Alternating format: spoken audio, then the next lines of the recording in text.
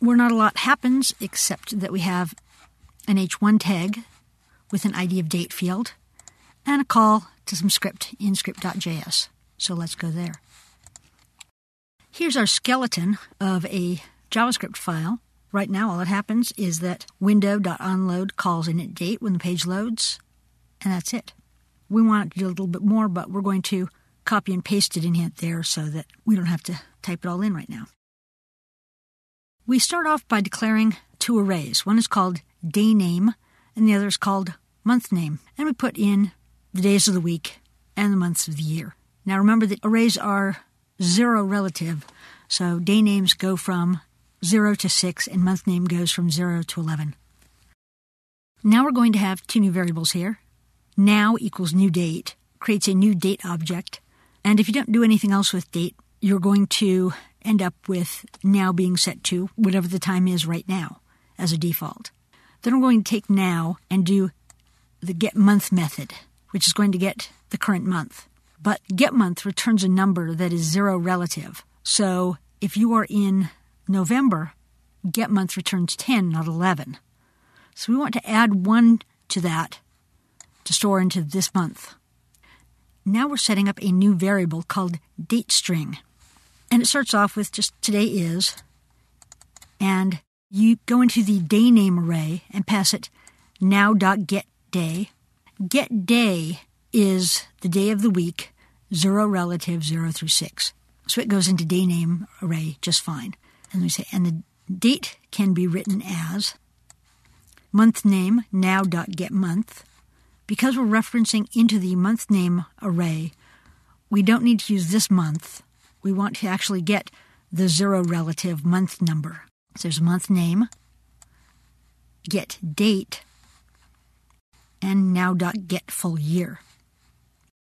Now.getDate is 1 relative. So if it's the 15th of the month, now.getDate will be 15.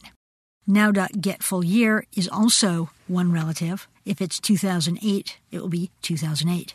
There's also a now.getYear to go along with getMonth, getDay, etc. Now.getYear has some very weird functionality. Because Netscape developed it during the 90s, getYear returned a 2-digit year, which meant that it would return 96, 97, 98, 99, and when it got to 2000, it returned 100, even on the most up-to-date versions of Mozilla-based browsers. So you could take getYear and add 1900 to it, but that doesn't work in other browsers, or sometimes it does and sometimes it doesn't. It's better to just use getFullYear, and that gives you a good 4-digit year, and then you know what you have. So that's one way of displaying the date. Another way is to start off with now.getDate, the month name, followed by the full year.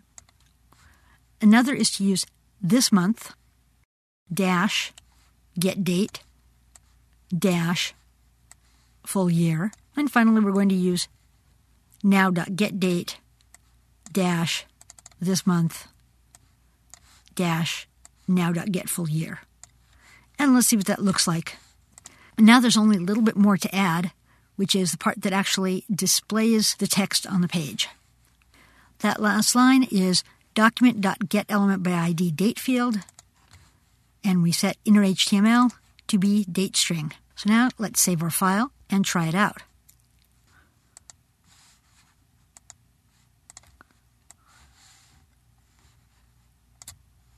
And here's 4 different formats, the way the date can be written. May 25th, 2007, 25 May 2007, 5/25, 2007, and 25/5, 2007, depending on what part of the world in which you live.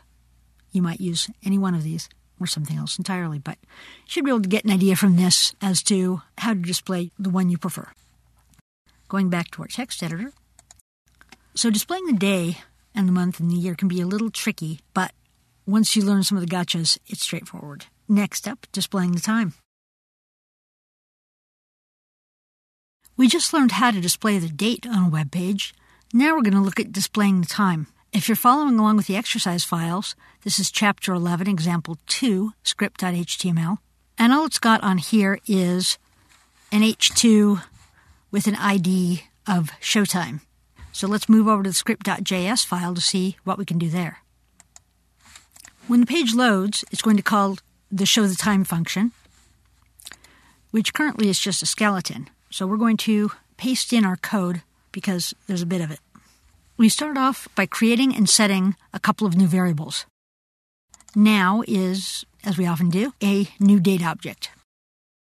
Then we create a variable called theTime, and that's going to be set based on several functions that we have not yet written. One is called showTheHours, and we're passing now.getHours. Another is called showZeroFilled, which we are passing now.getMinutes. Then we call showZeroFilled again with something called now.getSeconds. And finally, a function we're going to write called showAMPM. Now we've added a new line at the end that's document.getElementById showtime.innerHTML is the time. This will put the time, which we just set up by calling all these different functions. This will take the time and put it out onto our web page. And now here is the setTimeout function. SetTimeout is a little bit tricky in that it takes two parameters. This is a built-in JavaScript function. It takes two parameters. The first is the name of a function or procedure or something that JavaScript needs to do.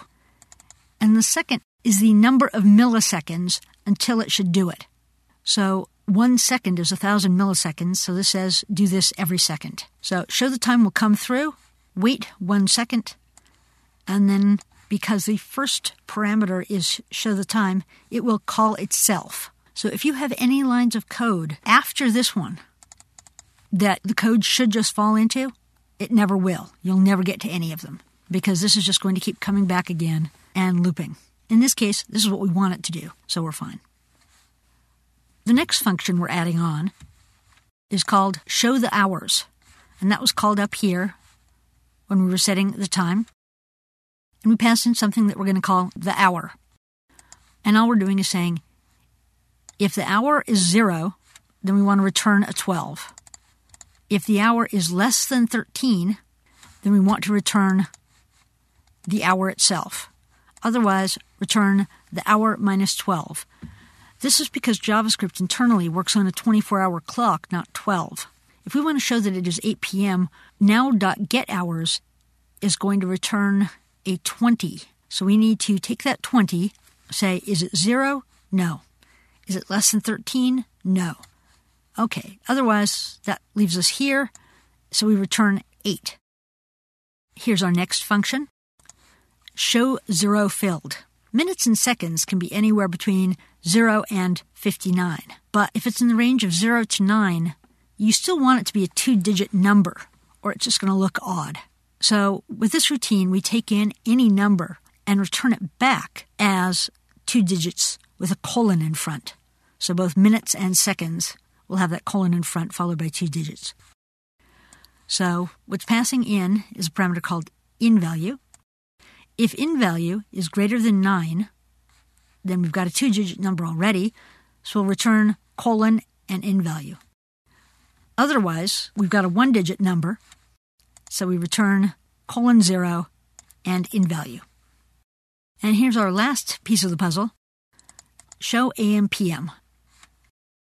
We're checking to see if now.getHours is less than 12, then we return space AM. Otherwise, we return space PM.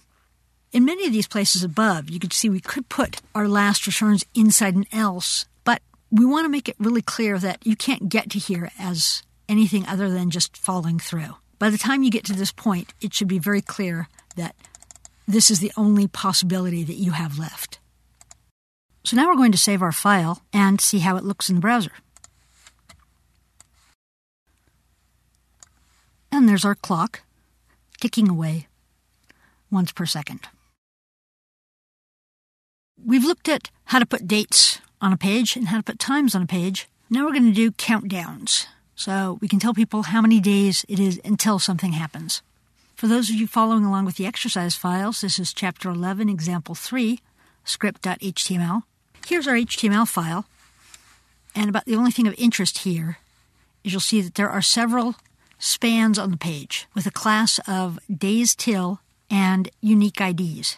Days till is going to tell JavaScript needs to put something in there, which is the days until something, the days until an event.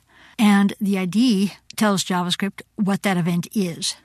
So let's switch over to JavaScript and see what's going on there. This is a skeleton of the JavaScript that we need to write. When the window loads, it's going to call show days. And now we need to add some code to our show days function. Here's the first part of show days. We create the all tags array that contains every tag in our document, and we know that because we're passing get elements by tag name and asterisk. And that's what we want. Now we're going to loop through all those tags, and we're looking to see if any of them have a class name in which we can find the string days till. If we can, that will return something other than -1. And when that happens, we're going to set all tags sub I inner HTML to be show the days till and pass it all tags sub I dot ID. If you recall, the ID contained the event that we want to count till. Here's the next bit of our script. It's the function show the days till, and it takes in a string called this date. We create a variable called the days, and then we switch on this date. Right now, there's only 3 options because that's all it's being reminded on this web page. For anniversary, we're going to display the days till 5/6, May 6th. For birthday, we're going to display the days till 8/7, August 7th. And for Christmas, we're going to display the days till 12/25, December 25th. That's going to be stored in the days for each of those. It's always a good idea to put a default in a switch, even if you don't think you're ever going to hit it, just to avoid errors. So it's in here, but it doesn't actually do anything. And we return the days plus a space at the end. And that's what's going to appear on the page. Now we want to add in our next part. We're almost to the end of the script, but now we've got the days till function. It's passed in a month and a day as parameters, mm and dd. First, we get a new date, which is now. And then we're going to get another new date object, but we're going to set it when it's initialized. And it's going to be set to, with a year, now.getFullYear, a month of mm-1, and a dd of the date that came in. So what comes in, for instance, will be 12/25. It will take the current year, 11/25, is what JavaScript needs in order to create a new date object for December 25th.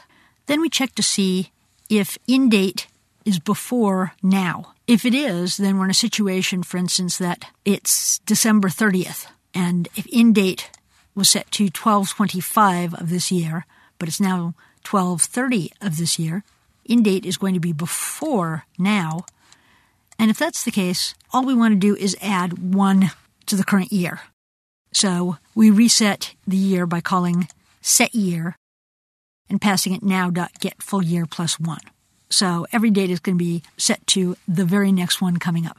And at the end of this, we call a function called dayTodays. First, we call dayTodays and pass it InDate.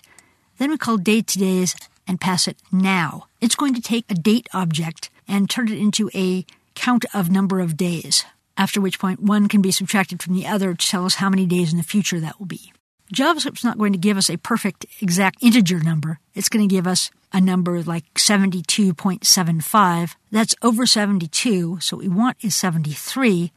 So because of that, we take the math.ceiling of it. This is another built-in math method, similar to math.floor. Floor takes the integer value.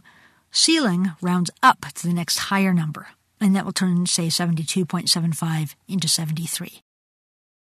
And for our very last step, here's our function, dayTodays. It takes in a time, and it returns inTime.getTime divided by this hairy number here. It could actually be multiplied out and be a much simpler number, but breaking it down makes it more easy to understand what's going on. What we have is 1,000 milliseconds in a second, 60 seconds in a minute, 60 minutes in an hour, and 20